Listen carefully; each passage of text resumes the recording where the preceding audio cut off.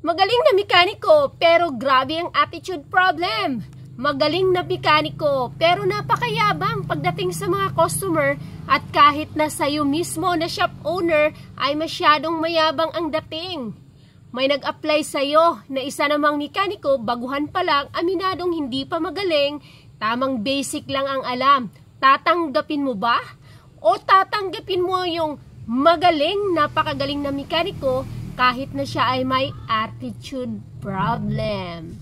So yan po ang pag-uusapan natin at shout out po kay Sir Pipito Castillo 2673. Ang sabi niya, dapat alamin din ng shop kung mahusay ang mekaniko nila. Good evening po sa ating lahat. Welcome back again to our channel. Kumusta kayo mga ka-antrep? So ayan pong pag-uusapan natin. Alam niyo mga ka-antrep, napakahirap humanap ng mekaniko sa panahon ngayon at napakahirap din po makahanap ng mekanikong may tamang attitude pagdating sa trabaho, sa iyo mismo bilang shop owner at sa mga customers. Napaka-importante ng attitude at napaka-importante ng role na mekaniko pagdating sa mga motor shop business or motorcycle repair shop or kahit na sa mga auto shop dahil sila ang pinaka-front ng ating business. Ibig sabihin, may kinalaman sila sa pagbagsak ng ating negosyo at paglago ng ating negosyo dahil nga it takes two to tango ang shop at ang mekaniko. So dapat ay okay na okay ang mekaniko natin. Bakit ko nasabi na malaki ang role ng mekaniko pagdating sa ating operation? Maraming mga customers na bago pumunta dito sa shop or bago bibili, nagtatanong muna sila sa mga mekaniko kung ganito, ganon, ganito, ganon. Napaka-importante din ang suggestion ng ating mga mekaniko sa ating mga customers.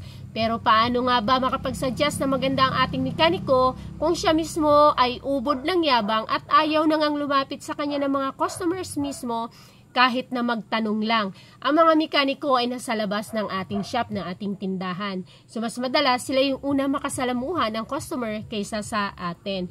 Kaya mas pipiliin ko kung ako yung mekanikong kahit na hindi kagalingan pero aminado sa kanyang kakulangan pero willing matuto para mas dumami ang kanyang nalalaman na may magandang attitude. Ano bang sinasabing magandang attitude? Number 1, hindi mayabang. Hindi yung akala mo siya nang nakakaalam ng lahat at siya na ang pinakamagaling sa lahat. Na kahit na ikaw na shop owner ay kaya niyang pagsalitaan ng mga maiinsultong salita para lang maitaas niya ang kanyang sarili at ipamukha talaga na mas alam niya at mas nakakaalam siya sa mga bagay-bagay pagdating dito sa ating negosyo. So napakahirap, ang dami na nating mga ka-antrep na na-encounter natin, nakausap, nakakwentuhan, Sir Pipito, na naging problema nila ang mekaniko. Magaling nga. Pagkalipas ng ilang buwan, naging ma-attitude na. Sa totoo lang, hindi naman sa pagmamayabang, magsi 6 years na yung aking mekaniko dito. Marami yan sila, lagi sila nagtatagal. Yun nga lang, minsan sila nagkakaroon ng hindi pagkakaintindihan. Alam nyo naman, pagdating sa mga ganyang trabaho, hindi maiiwasan ang mayroong mga nagpapagalingan.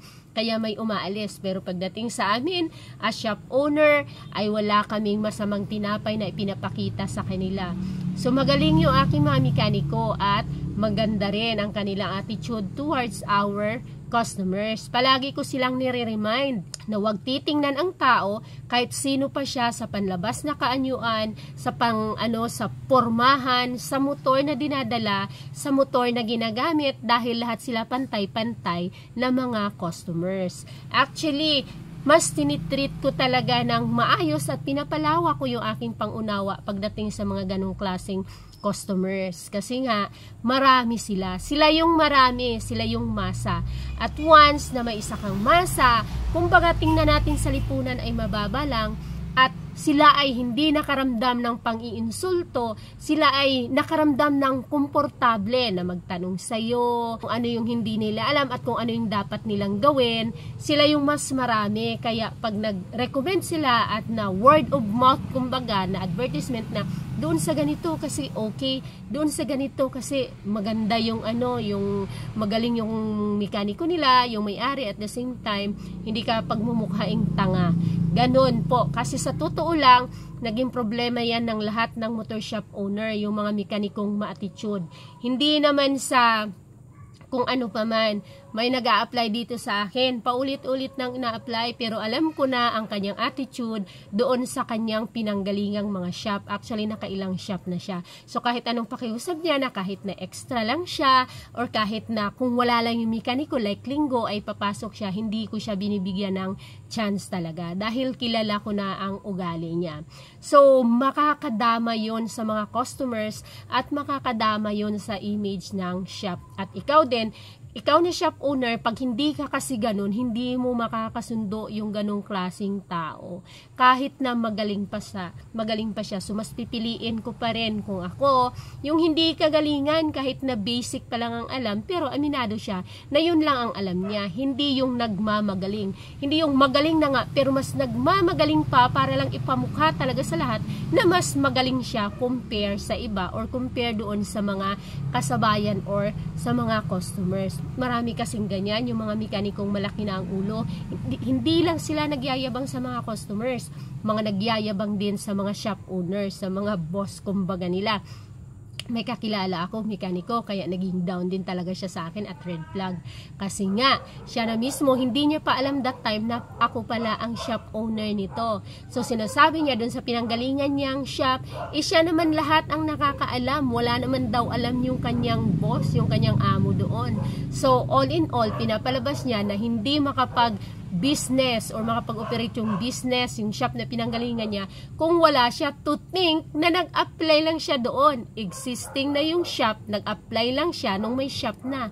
Nung umalis siya, actually hindi siya umalis. Sabi niya lang sa akin, umalis siya doon kasi ganun, ganito, ganun. Alam mo naman, ang dami ng mga pangit na sinasabi, pero sa tansya ko, pinaalis siya ng shop owner. Pinaalis siya, nandoon pa rin ang shop. So, napapatunayan ko talaga at napatunayan ko na siya ang may problema. So, hindi ko siya binibigyan ng chance kahit na nagsabi na siya na doon siya sa kabilang shop namin mag-duty. Sabi ko, wala, hindi naman kailangan ng mekaniko noon. Pero walang mekaniko doon, kaya lang yun ang problema. Kapag susuwagin ka na, mas masakit sa ulo at magkakaproblema pa, madadamay doon ang mga customers at ang pangalan ng shop. So, hindi lang basta magaling.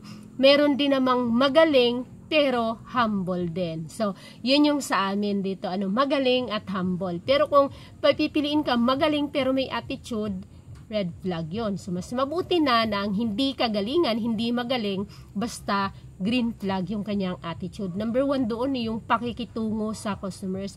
Ever since, nire-remind ko, kaya alam na yun ng mga mekaniko, kasi noon pa man, nire-remind ko yun palagi na wag maging suplado sa mga customers, wag maging mayabang ang dating, at wag mang-iinsulto ng mga customers. Kasi di ba maraming customers na hindi naiintindihan yung sakit ng motor, yung binibili, yung problema ng motor. So, sabi ko, ipaintindi na maayos at intindihin ng mabuti, lalo na yung mga masa, kasi sila ngayong marami. So, kapag nasira ka sa mga yan, sila yung marami naming customers, paano na lang yung shop, diba? Hindi lang sila ang masisira, kundi yung shop mismo. Hindi na sila pupunta dito, hindi na sila dito magpapagawa. Yung mga mekaniko, once na umalis yan, lilipat lang yan ng ibang shop, siraan ka pa yan. Maraming kwentong ganyan. Kaya, yun lang, sana ay pagbigay ito ng konting aral sa ating mga shop owner at mga future shop owner. So, kung hindi ka labisan, please, paki-subscribe naman po sa ating channel kung nagustuhan nyo ang mga nilalaman ng ating channel, at paki-hit na rin ang notification bell para ma-notify kayo sa mga susunod pa nating i-upload na videos. Bye!